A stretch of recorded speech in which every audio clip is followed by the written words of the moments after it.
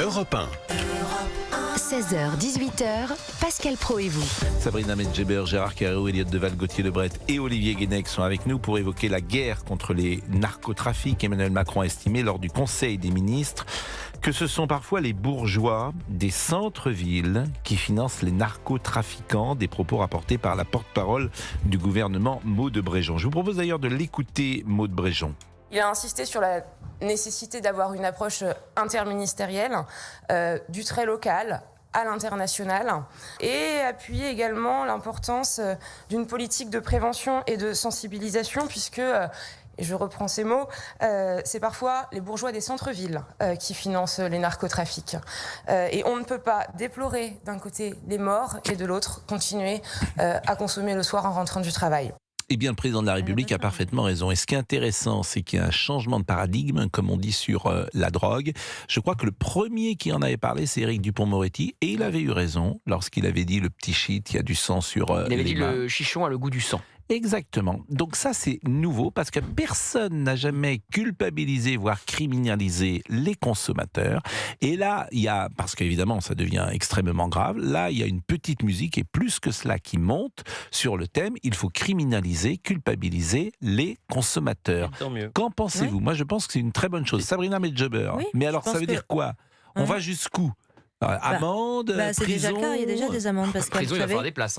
il y a déjà des amendes en cas de flagrance, c'est déjà le cas. Mais après, encore une fois, il y a aussi le problème de l'identification des consommateurs via les Uber Sheet et les Uber Coke. Donc ça, il faudrait peut-être développer des outils en termes de cybercriminalité pour détecter qui sont les consommateurs cachés. Mais oui, moi je pense qu'évidemment, de toute façon, c'est une donne du problème, la santé publique. Et on n'en parle jamais, c'est une réalité. Donc oui, tant mieux qu'il faille s'outiller là-dessus, tant mieux qu'il faille sanctionner les consommateurs. Mais encore faudrait-il qu'il y ait les structures adéquates pour les accueillir. Parce que c'est bien beau de leur faire payer une amende, mais s'ils restent addicts, vous en faites quoi ? Gauthier Lebret. Je vais peut-être un peu dénoter avec vous tous parce qu'effectivement, il a raison. Évidemment que dans les milieux bourgeois, la cocaïne... Dans tous les milieux. Dans tous les Dans milieux, tous mais les milieux. dans les milieux Ouais. bourgeois, la cocaïne Les pêcheurs. circule également. Mais je trouve que c'est la réponse facile de s'en prendre aux consommateurs. Parce que c'est la réponse facile. Vous allez voir ce que je veux dire. Je vous vois faire les gros yeux. Il ne parle pas du lien narcotrafic-immigration que nous a développé Thibault de Montbrial. C'est plus compliqué que de s'en prendre aux consommateurs et aux bourgeois des beaux quartiers. On peut faire les deux. On peut, exactement, mais sauf qu'il ne fait pas les deux.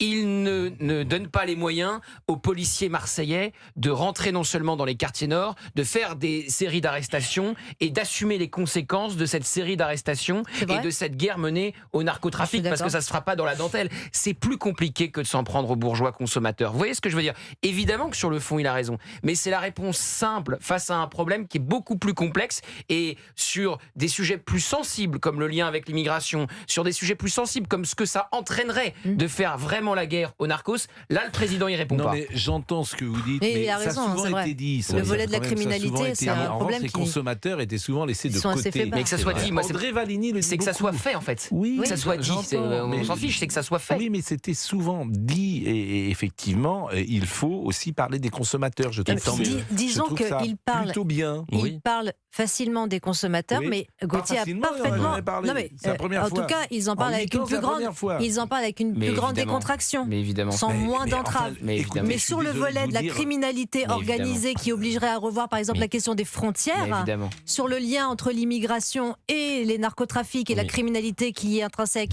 et Elliott il Deval. faudrait des réponses beaucoup plus fermes. Et là-dessus, il balbutie Ah, là, il y a beaucoup. pas de propos rapportés en C'est Conseil vrai. des Ce que dit ministres. Pascal, c'est que ça Et fait Elliott 20, Deval. 30 ou 40 ans que sur Ouais. ces questions de fond, certains vont sur le terrain des frontières, d'autres vont sur le terrain évidemment de cette guerre contre le narcotrafic en mettant plus de moyens.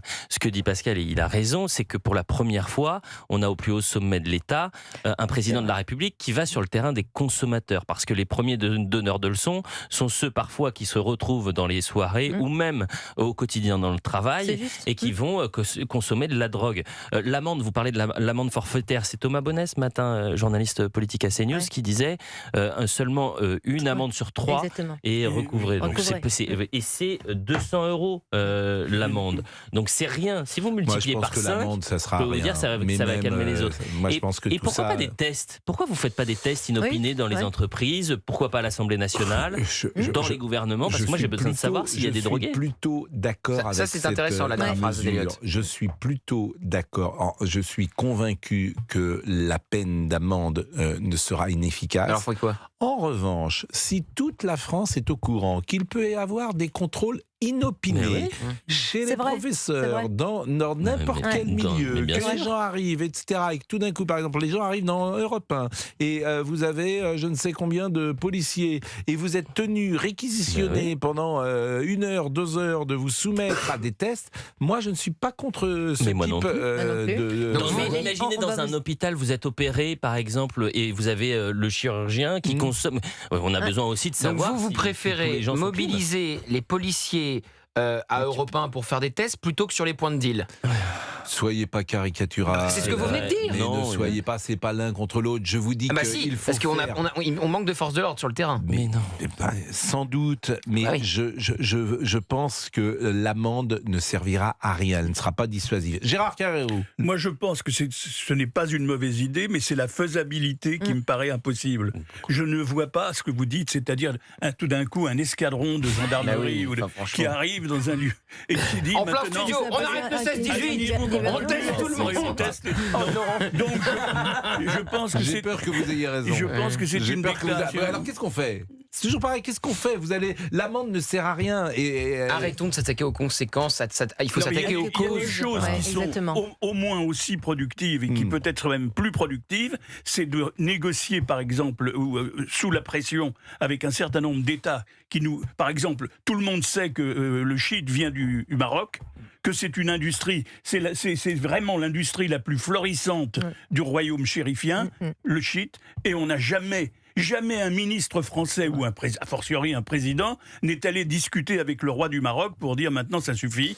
Il y a plein de considérations. Et ça vaut mieux que 3 amendes de 200 € qui seront jamais recouvrées. C'est plus compliqué que s'en prendre au bourgeois du 16e qui sniffe son rail de coke le dimanche, ou enfin le samedi soir. Maintenant, on prend les rails de coke le dimanche, visiblement. Non, le samedi soir, c'est une formule. Ah bah écoutez, formule très intéressante. Il est 16h41. Petit test inopiné. Il est fou. Non, mais